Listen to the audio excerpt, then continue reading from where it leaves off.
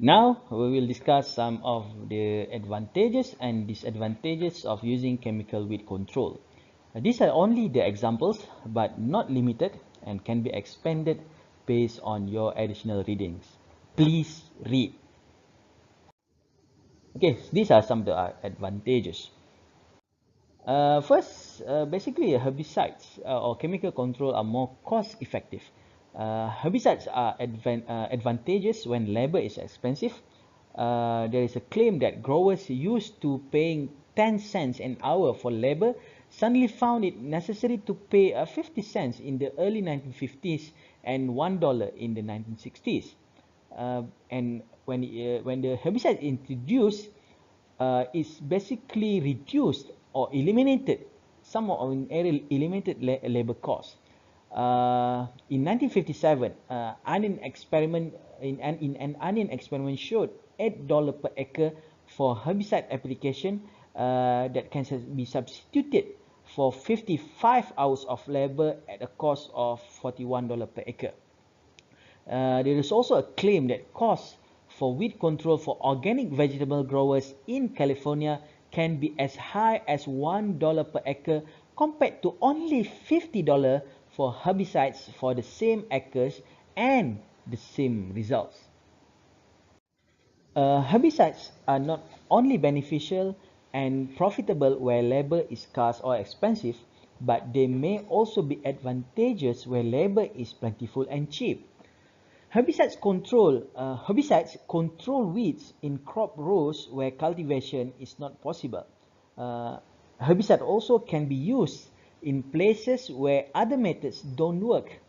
For example, pre-emergent herbicides provide early season weed control when competition results in the greatest yield reduction and when other methods are less efficient or impossible to use. For example, it is impossible to mechanically cultivate when soil is wet. Cultivation also can injure crop roots and foliage. If you use selective herbicides, it can reduce the need for tillage and control of weeds in crop rows where tillage is not effective. Herbicides reduce destruction of soil structure by decreasing the need for tillage and the number of trips over the field with heavy equipment. Deep-rooted vegetatively propagated weeds can be controlled by using translocated herbicides. The mechanical methods like weeding or hoeing are not so effective for their control. Sometimes the suitable combination of mechanical methods such as deep plowing or digging and chemical methods is more effective for controlling such weeds. In broadcast zone and narrow space crops, herbicides proved very effective in reaching every weed. Mechanical methods are not so effective in such crops. In wide space crops, mechanical methods are effective for controlling weeds in rows, but it leaves the intra-row weeds. So which means that if there is a very narrow space, so let's say this is the areas, so the interrow here is very hard to control by mechanical. So what we use is when you have a herbicide apply here, then it can be applied in this area. So for instance, if you have a very large row, so where mechanical tillage can or mechanical weeding can be used in between the rows, there is also a problem to control weeds in in the rows. So let's say there is a weed here, so how you want to till or you want to control weeds in between in the rows. So you can control in the rows, so but how about in the rows? So there is a problem or limitation in the mechanical, but in the using the chemical control you can solve this problem, especially in the narrow space or the broadcast. When you in Malay is you tabur the seeds, and then you where you don't have the rows, so how you want to control the weeds in between the spaces of the crops. So basically, herbicides reach to all places and control the weeds either inter-row or and intra-row weeds. Weeds with similar morphological characters like crops are escaped from mechanical method. But now herbicides are available which can kill such weeds without damaging the crops. Herbicides also withhold the weeds for considerable period after their application. So in mechanical methods, weeds tend to grow back soon. So the chemical control can stay longer in the field. So in general, herbicides save labor. So you have no problem with labor, save labor, and also energy by reducing the need for hand labor and mechanical tillage. So this can be reduced. Okay, they can reduce fertilizer and irrigation requirements by eliminating competing weeds. So fertilizer will also can be reduced. Okay, they reduce harvest costs by eliminating interfering weeds and can reduce grain drying costs because green weeding plant material is absent. So cost is another issue for the it's more cost effective in terms of using a chemical control. Other methods of weed control will, of course, also accomplish these things, but not so efficiently and often not as cheaply. So why people use chemical control? Because of these two keywords, effective and also cheap. The term cheap here is relative. So we'll talk about this in the next slide.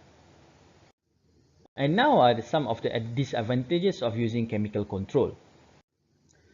It's often suggested that herbicide reduce crop production costs. I mentioned to you guys earlier. So you can reduce the cost, but many disagree and suggest herbicides are not net costs. Okay, because at the same time, herbicide is relatively expensive. Okay, so for instance, the equipment to apply the equipment for applying them is an added cost, and of most importance, there are large externalized societal costs. The debate continues, and its elements vary with different crop production systems. So let's discuss this in class. So about the cost of having herbicides or non-herbicides. So is it increase the cost or reduce the cost of agriculture or farming? One of the major concerns about using the herbicide is their undeniable mammalian toxicity. Okay, all have some toxicity to humans and other plants and animal species. Some are no more toxic in terms of their LD50 score. LD is lethal dose, okay, than many common chemicals such as aspirin, mothball, gasoline, and table salt. Many people are concerned about herbicide toxicity because all must eat, and therefore there is no choice about potentially toxic residues in the food, okay, in the plant that is applied with the herbicide, especially when one does not know they are present.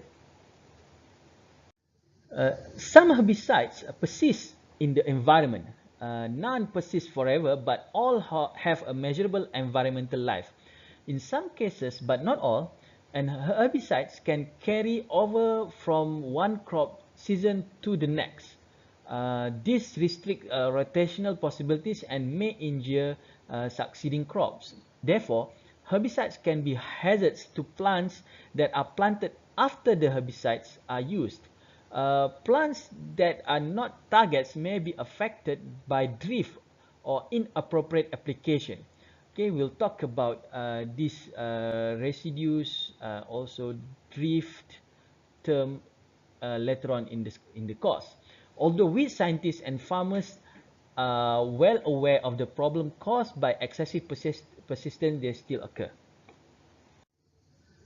Another issues about disadvantages of using chemical control is this weed resistance. Okay, herbicide resistance in weeds.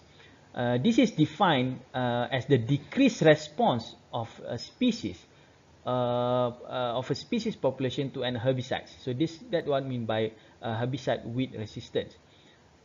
Herbicide resistant for weeds. Okay, it is a survival of a segment of the population of a plant species following an herbicide dose that generally lethal to the normal population. Okay, I will have a special topic for this weed resistance. We will discuss this in detail later or in this course. Another issue using chemical control is monoculture. So modern agriculture is characterized by monoculture, basically large land areas devoted only to a single crop. This is ideal for use of selective herbicides, and many have criticized herbicides because they encourage monoculture and discourage diversity.